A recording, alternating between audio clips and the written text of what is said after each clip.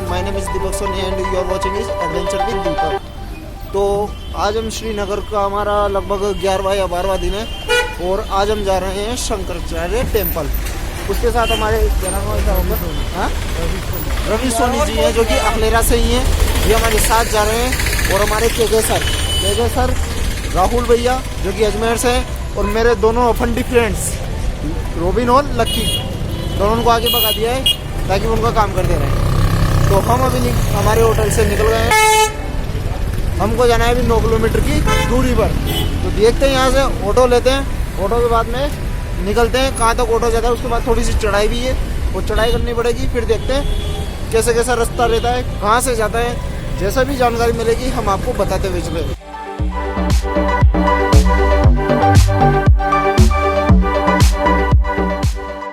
शंकराचार्य के लिए हम निकल गए थे। 2 ऑटो हमने लिए क्योंकि हम 6 व्यक्ति थे, केके सर, राहुल भैया, रोबिन, लक्की, रवि भाई और मैं। हम ऑटो से शंकराचार्य के लिए निकल लिए। उसके लिए हम सबसे पहले हमें आना पड़ा डल गेट से। जैसे जैसे हम इस झील के पास से गुजरते गए वैसे वैसे डल झील की ठंडी ठंडी हवाएं हमारे चेहरों को चूमती गई और हम आगे की ओर निकलते गए। ऑटो वाले भैया ने बोला, भैया जी गेट बंद कर लीजिए ऑटो का, क्योंकि नहीं तो आप बीमार हो जाएंगे, हवा बहुत सर्द है। परंतु मैं कहाँ मानने वाला था, ये जिंदगी दीपक झीलें दोबारा नहीं मिलने वाली। और इसी के सहारे मैं डल झील को देखते हुए चल रहा था। ठंडी ठंडी हवाएं लग रही थी। मेरे पास में केके सर बैठे हुए थे, उन्होंने भी बोला, दीपक थोड़ा गेट बंद कर ले, नहीं तो बीमार हो जाएगा। अभी की यहाँ की सर्दी बहुत ज़्यादा बेकार है। ये मान के चलिए कि वहाँ की सर्दी का जो टेम्परेचर था 0 या 1 डिग्री के आसपास था। फिर भी मैंने गेट बंद नहीं किया और थोड़ा सा गेट लगा लिया ताकि केके सर और राहुल भैया को ठंड नहीं लगे। और मैं आगे की ओर चल पड़ा। देखते गए डल झील में जो बोट्स थी उनको भी देखते हुए गए। नज़ारे कुछ और नए होते गए और हमें आनंद के साथ हम आगे की ओर बढ़ते गए और हम डल झील के नज़ारों का आनंद लेते हुए आगे बढ़ रहे थे। थोड़ी ही देर में शंकराचार्य की पहाड़ी स्टार्ट होने वाली थी और वहाँ रास्ते पर ही हमें रोक दिया गया आर्मी के द्वारा। जैसे ही मैंने बाहर निकल के देखा, वह ऊपर जाने वाले सभी लोगों को रोक रहे थे और वहाँ पे उनका रजिस्ट्रेशन कर रहे थे। ऑटो वाले भैया ने बोला, आप थोड़ा सा आगे चलिए, मैं रजिस्ट्रेशन करा के आता हूँ। हम थोड़ा सा आगे निकल गए। हमने मास्क पहना क्योंकि मास्क अलाउड था, तो मास्क पहन के हम आगे की ओर निकल लिए।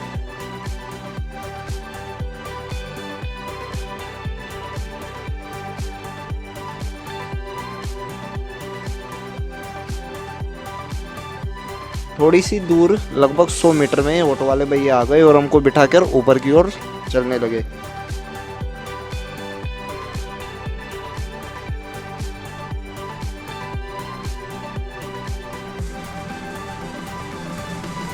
जैसे जैसे हम पहाड़ी पर ऊपर की ओर जा रहे थे, मानो कि श्रीनगर का दृश्य ही कुछ बदलता हुआ दिख रहा था। ऐसी मेरी जिंदगी में तो मैंने आज तक ऐसा दृश्य नहीं देखा था, क्योंकि ऐसी तो धीरे धीरे ठंड बढ़ती जा रही थी और श्रीनगर के नीचे की डल झील और उस पर हाउस बोट और फिर श्रीनगर का नज़ारा लाजवाब था। मतलब देखने लायक था कि ऐसा नज़ारा भविष्य में कभी दोबारा देख पाएंगे या नहीं। इसी के सहारे में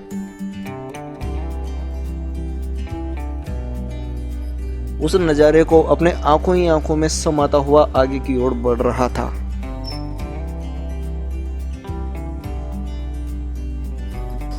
उस पहाड़ी के घने जंगल देखकर थोड़ा थोड़ा डर तो लग ही रहा था, परंतु 8-9 किलोमीटर की दूरी तय करने के बाद हम शंकराचार्य टेम्पल के लगभग 1 किलोमीटर नीचे तक पहुंच गए थे।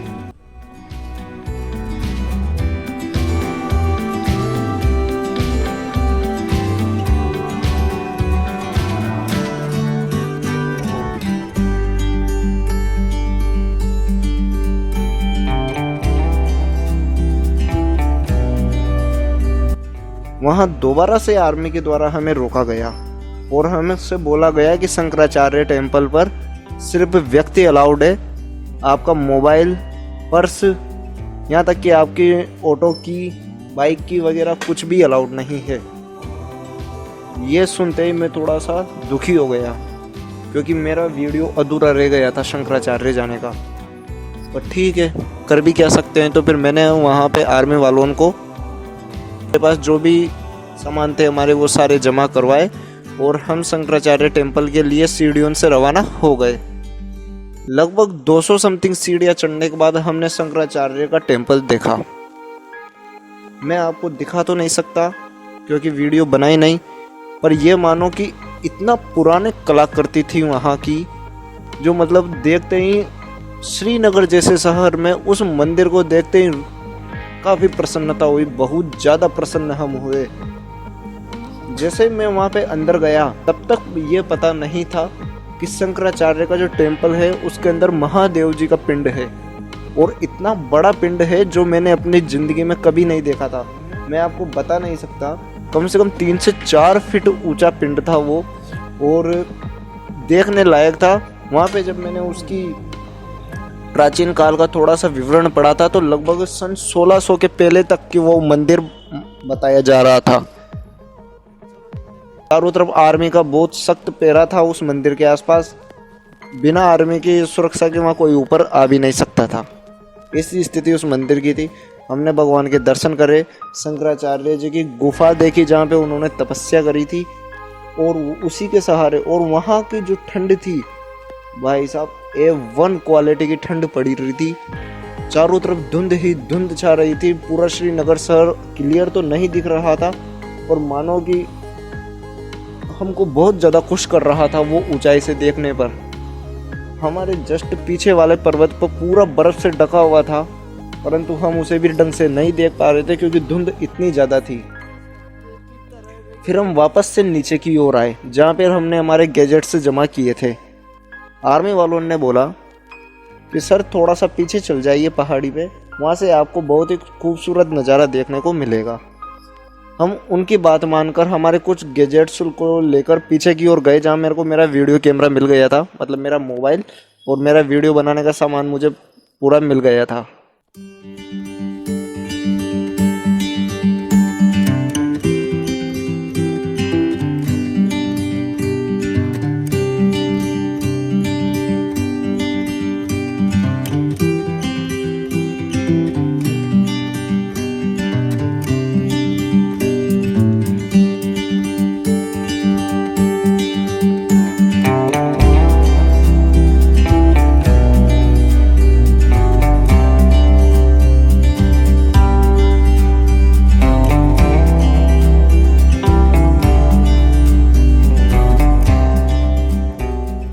क्या खूबसूरत नज़ारा है।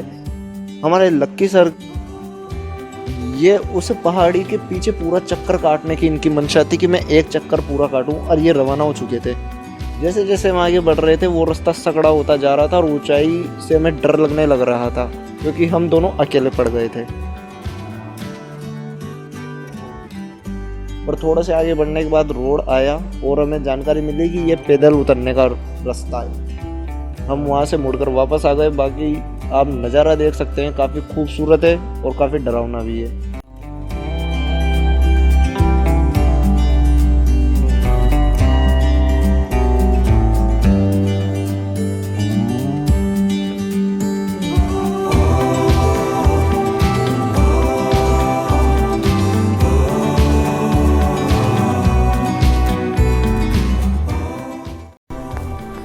नज़ारे देख सकते हैं भाई साहब। पता नहीं हमारे लक्की जाने कहाँ जा रहा है।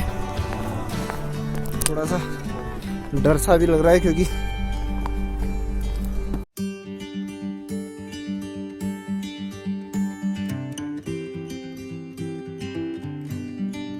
हमने दोबारा गए, कुछ फोटोज लिए।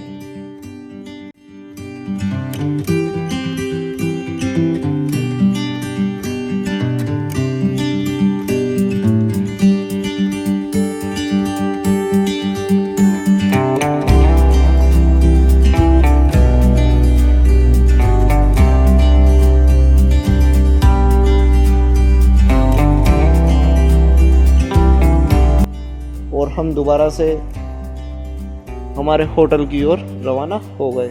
तो ये शंकराचार्य की थोड़ी सी स्टोरी थी। अगर अच्छी लगे तो लाइक शेयर ज़रूर करना।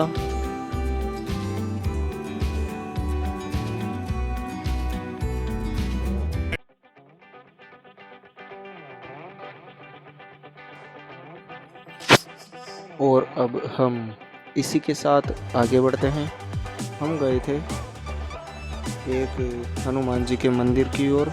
ये मंदिर झेलम तट के किनारे था और लाल चौक से मात्र 500 मीटर की दूरी पर स्थित था।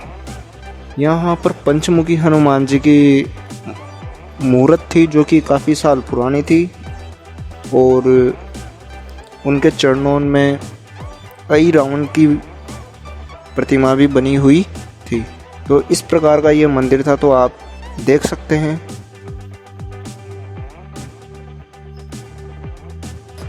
लाल चौक के किनारे ऐसा मंदिर होना भी बहुत बड़ी बात है और काफ़ी खूबसूरत मंदिर है। आप देख सकते हैं यहाँ पर हनुमान जी के साथ साथ राम भगवान, कृष्ण भगवान, शनि महाराज, शंकर भगवान आदि भी देवताओं की मूर्तियाँ हैं और काफ़ी प्रसन्नता हुई।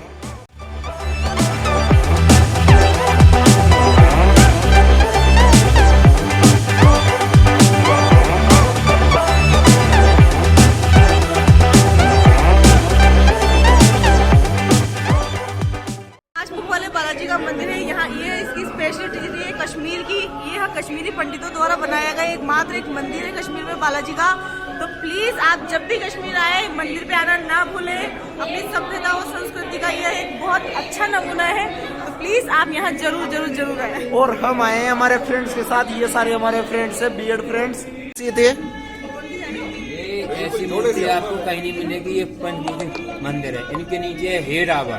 अच्छा, आई रावण की मुंह है इनके नीचे। हाँ, इनके नीचे है। अच्छा। और ये मार्बल की मूर्ति बनी हुई है। अच्छा, पत्थर की मूर्ति नहीं है।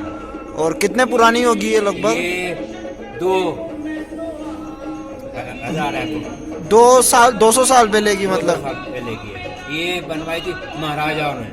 अच्छा, महाराजाओं ने बनवाई थी ये मंदिर। हाँ जी, हाँ जी। अच्छा अच्छा। तो भाई साहब आप देख सकते हैं कि ये मूर्ति, ये देखिए